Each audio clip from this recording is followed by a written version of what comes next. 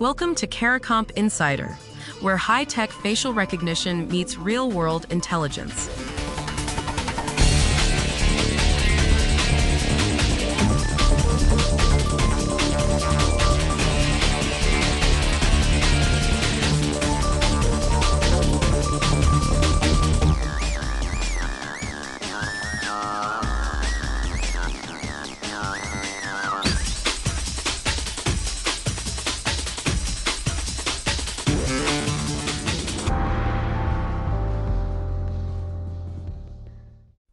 A woman named Emily Hart built a following of more than 650,000 people. She raised $2.1 million for AI startups. She never existed. According to Startup Fortune, Emily Hart was a deepfake, a fully synthetic persona operated by a single programmer based in Bangalore. Real-time synthetic audio, synthetic video, a coherent online presence.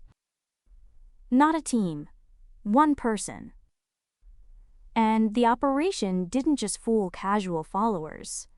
It passed enough scrutiny to move real money from real people into real accounts. If you've ever donated to a cause online, backed a startup, or even just trusted a face you saw in a video, this story is about you. Because the tools that built Emily Hart aren't locked in some government lab. They're commercially available right now. So the question running through this whole episode is simple. If she passed every check, what would have caught her? Reddit users were the ones who first flagged something off. They noticed metadata anomalies buried in her video uploads, small inconsistencies that didn't match how authentic video files are typically structured. After that, the AI detection firm Sensity ran an analysis and confirmed that nearly all of the content bore deepfake fingerprints. 98%. Almost every piece of media she ever posted was machine-generated. What makes this case different from the deepfake headlines you've probably already seen is the infrastructure. This wasn't a cheap face swap on a celebrity photo. The operator built a complete identity, posting history, engagement patterns, a social media footprint deep enough to look organic over time. And the traditional signals investigators rely on, account age, how often someone posts, whether engagement looks consistent, none of those tripped a wire. Those signals were designed for a world where every account had a human behind it. They fail almost completely against a coordinated AI persona. That matters for anyone doing background checks or compliance work. It also matters for anyone who's ever looked at a social media profile and thought, this person seems legit. Now zoom out from Emily Hart. According to industry estimates, synthetic identity fraud costs businesses somewhere between $20 billion and $40 billion globally every single year. And the reason those numbers are so staggering is that no real victim exists to file a complaint. When someone steals your credit card, you notice. When a synthetic person, someone who was never born, opens an account, builds credit over years, and then defaults on a massive loan, nobody's calling the fraud hotline. The losses pile up quietly before anyone realizes they're there. What does that look like in practice? According to findings presented at the 2026 Deepfake Summit by Get Real Security, threat actors can now construct convincing synthetic identities at scale.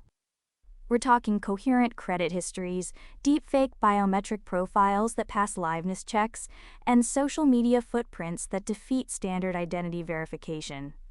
They don't just create a fake face. They create a fake life. And the fraud isn't random. According to research from SumSub, AI-powered fraud agents now use multiple methods together, generating synthetic personas, submitting deepfake videos for verification, tampering with device data, and if they get rejected, they tweak one variable and try again. Over and over until they get through. That's not a person guessing passwords. That's an automated system, studying how verification works and exploiting the gaps. For investigators and compliance teams, that rewrites the playbook. For the rest of us, it means the next profile you trust online might be a system that was built specifically to earn that trust. The instinct after a case like Emily Hart is to ask, how do we get better at spotting fakes? But detection is already losing the race. The real shift, the one this case forces, is from catching synthetic identities after the damage to verifying the source before any trust is extended. Prevention over detection. So, a single programmer in Bangalore built a person who didn't exist, gave her a face, a voice, and a following of more than 500,000 people, and collected over $2 million before anyone caught on. The tools that made it possible are available to anyone. And the verification systems most of us rely on, follower counts, engagement, even video calls, weren't built for this. Whether you're reviewing a case file or just scrolling through your feed, the question isn't, does this look real anymore? It's, can I verify that it is? The full story's in the description if you want the deep dive. Now you know something most people in this industry don't. Use it. And when you're ready to put it to work, caracomp.com. We'll see you tomorrow.